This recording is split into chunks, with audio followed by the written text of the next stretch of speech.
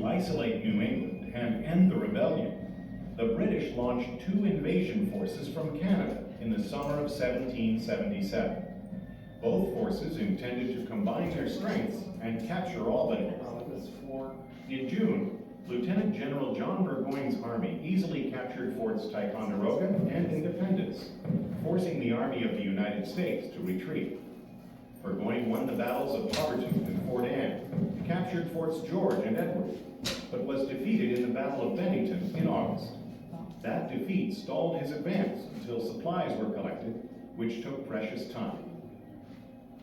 In July, Lieutenant Colonel St. Ledger's army found unexpected resistance at Fort Schuyler.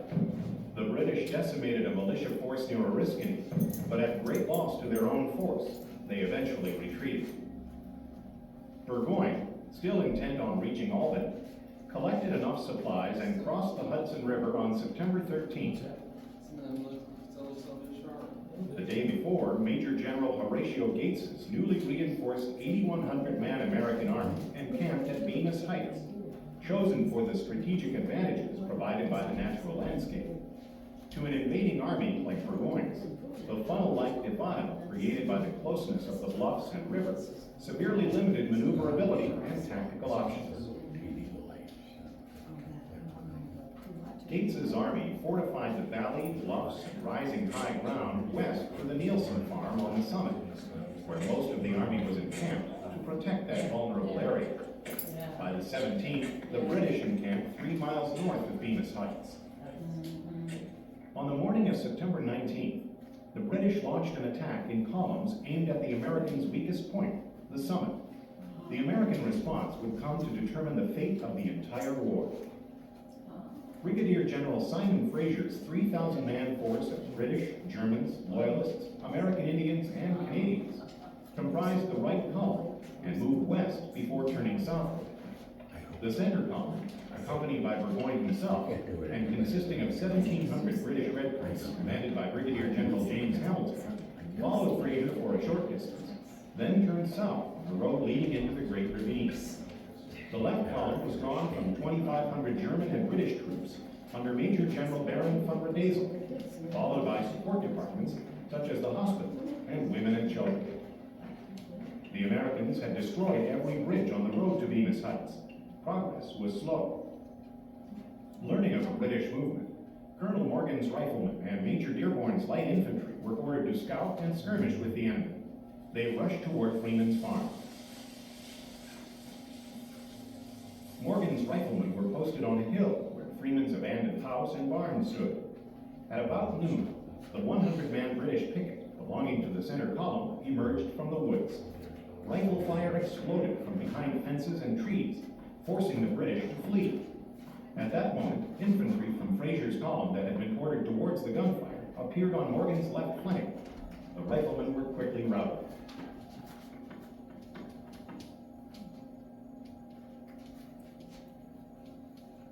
At about 2 o'clock, the 4 British regiments of Hamilton's center column, the 20th, 62nd, 21st, and 9th, moved out of the woods and onto the clearing, where they formed up in line of battle. Major General Benedict Arnold ordered Brigadier General Enoch Poor to support Morgan with the 1st New Hampshire Regiment, which moved quickly and formed in the skirt of woods. At about 3 o'clock, the 62nd Regiment advanced toward them with 2 6-pound cannons. The 1st New Hampshire attacked, but fell back. They were soon rallied with the arrival of the 3rd New Hampshire Regiment. Morgan's riflemen, having regrouped, moved behind a heavily wooded ravine on the extreme right of the American line, and took their aim at the officers and men of the 20th Regiment in the open field across from them. Perceiving that the 2 New Hampshire regiments were not enough of a reinforcement, Arnold ordered Colonel Cook's regiment of Connecticut Militia and the 2nd New Hampshire Regiment to the field. With this reinforcement, the American line of battle resembled a crescent, with the British 62nd Regiment in the opening between. In response, the 62nd Regiment refused its 2 left flank companies. The 2 6-pounders were posted in the angle.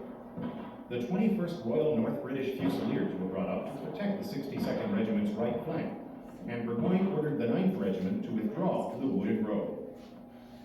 Dearborn's light infantry was tasked with defending the American left wing. Fraser sent his 24th Regiment into the woods to eliminate them. The British were repulsed and fell back onto the open field of the Marshall Farm. The 24th Regiment reformed, moved to the northern side of the field, wheeled into the woods, and fought Dearborn's men from tree to tree. From their hidden and naturally protected position in the woods, Morgan's riflemen on the right of the line found that they could also shoot at the flank and even the rear of the 62nd Regiment. As the grueling battle wore on, the two British cannons fell silent, as most of the crews were killed or wounded. The 62nd Regiment inflicted heavy casualties on Cook's militia, posted between the riflemen and the 1st New Hampshire Regiment. Hoare ordered a newly arrived Massachusetts Continental reinforcement, commanded by Major Hull, to relieve the beaten and retiring militia. The 62nd made an attack meant to exploit the apparent weakness of the American line, but was checked and fell back. With Hull's men in pursuit. The 20th Regiment rushed into the woods to prevent Morgan's riflemen from shooting at the backs of their retreating comrades. The 62nd Regiment was put in order, counterattacked, and forced Hull's men to fall back to their original position. To support Dearborn and protect the left flank of his main battle line, Arnold sent in Colonel Latimer's Regiment of Connecticut Militia and the last two regiments of Poor's Brigade, the 2nd and 4th New York. While Latimer's regiment and the 4th New York moved to support Dearborn, the 2nd New York fell in with light infantry from Fraser's column. The New Yorkers pulled back under pressure. Finally, Arnold committed his last four regiments, those of Brigadier General Ebenezer Learned's brigade, against the British and German grenadiers. With Gates's lead, Colonel Marshall's Massachusetts Continentals of Patterson's brigade were also sent into the fray. After hours of no communication, von Riedesel received an order from Burgoyne to strengthen positions along the river and attack the Americans at Freeman's Farm with all the troops he could spare. Von Riedesel took personal command of his own regiment, a detachment of the Regiment von Rates, and two of Captain Poysch's 6-pound cannons, and proceeded toward the fight. Near dusk, the Germans reached a point of high ground on the edge of the farm. Poysch's artillery was brought to the hills on the other side of the field where the entire British line was being pushed back. The British rallied, and von Riedesel ordered his Germans to join the 21st Royal North British Fusiliers, which moved to the eastern side of the field, and forced their way through the woods on the Americans' right flank. The Americans, unable to withstand this new attack, withdrew under cover of darkness. While the Army of the United States technically lost the Battle of Freeman's Farm, Gates still blocked Burgoyne's only route to Albany. However, because of the timely receipt of a secret letter from the British command in the city of New York offering the assistance of a diversionary force, Burgoyne decided to stay and build defensive fortifications. The Americans continued to expand and strengthen their defenses. Militia reinforcements from New York and New England arrived, dramatically increasing Gates's army to about 12,500 officers and men. Over the 2.5 weeks, however, Burgoyne came to realize that he could wait no longer for assistance that didn't seem to be coming. He decided to send a strong force to reconnoiter the supposedly weak American left flank instead. On October 7th, a force of 1,700 men marched from the British camp through the Marshall Farm to an as yet unexplored farm field. An American picket was forced out of the house there, and the British forces formed on a crooked road that cut across two adjacent fields. With both flanks refused, the probing force waited while foragers with wagons came to harvest wheat discovered there. Gates ordered an immediate attack. Poor's brigade marched to the Chatfield Farm clearing.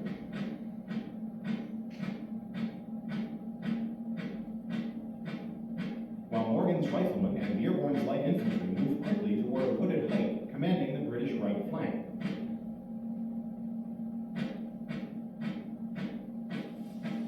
Poor's brigade proceeded toward the ditch of a wooded ravine on the British left. Just past 4 o'clock, Poor's brigade attacked and routed the British grenadiers. The German troops next to them also fled into the bushes behind them. With the immediate collapse of the left and left center of the line, the 24th Regiment was ordered to move and support the left wing. Morgan's corps had already ascended the wooded hill, and upon hearing the gunfire between Poor's brigade and British grenadiers, Morgan's men rushed down the hill, charging the British light infantry, which fell back. The British reformed to make a stand, but soon withdrew to the wheat field, reportedly due to a misunderstanding of orders. The 24th Regiment, with the assistance of some rallied British grenadiers and German troops, temporarily checked Poor's further advance. However, the British line on the right was virtually non-existent. Learned's brigade attacked Burgoyne's center, held by German troops. They too fell back to the wheat field behind them.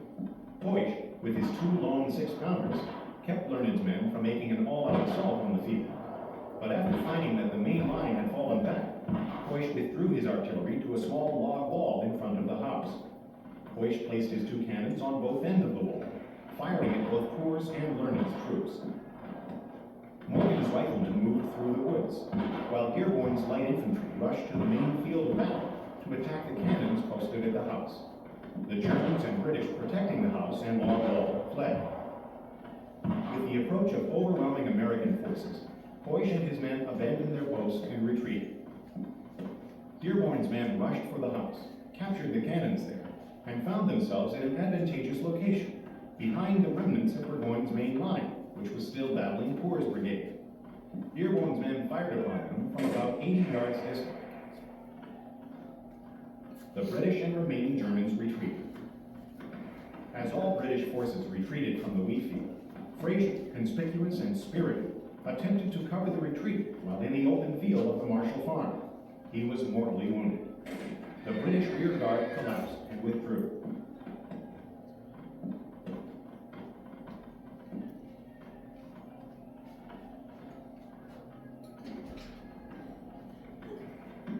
Poor's men, pursuing the retreating force, soon found themselves battling the British and Germans at Valcarras redoubt.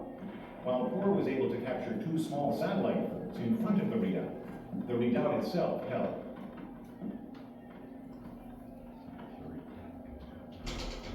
During this action, Morgan's and Dearborn's men united at the base of a steep banked hill in front of another fort, Raymond Redoubt. Colonels Jackson's and Bailey's Massachusetts Continentals moved onto the field and attacked 2 small cabins defended by Canadian militiamen. The Canadians soon scattered. Arnold joined his men, encouraging them to attack Raymond Redoubt through its open rear.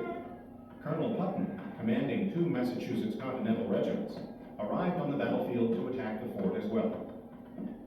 As Arnold and the Massachusetts Continentals attacked the open rear and front right of the Raymond Redoubt, Morgan's and Dearborn's men rushed over the hill and charged. The attack was so quick, and the distance to the fort so short, that the Germans and Loyalists inside could do little more than fire and flee to their camp. They rallied to make a stand, but were soon routed and ran into the woods. Lieutenant Colonel Brayman was killed by his own men while trying to keep them from fleeing. Nightfall and the frenzied disarray of the Americans, following their incredible victory after capturing Raymond Redoubt, ended the fight. American troops garrisoned Raymond Redoubt throughout the night, while Burgoyne ordered his camp consolidated near the river. The next day, October 8th, American forces moved up the river valley with newly captured artillery and bombarded the British in their repositioned camp. After burying Fraser and leaving most of the wounded behind in the hospital, the British forces began their retreat up the valley towards Saratoga during a torrential downpour. On the 9th, the Army of the United States captured Burgoyne's old camp, fortifications, and the wounded, but Burgoyne's retreating army was not pursued. However, early the next day, Gates's army moved quickly to Saratoga and surrounded Burgoyne's army. After days of skirmishes and bombardment, Burgoyne decided to seek favorable terms for ending the fight.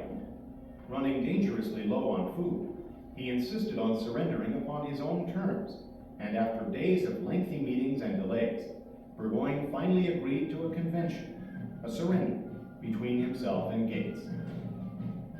The extraordinary victory of Gates's army over Burgoyne at Saratoga, which resulted in the war-winning alliance with France, was made possible by what Bluffs of Saratoga battlefield.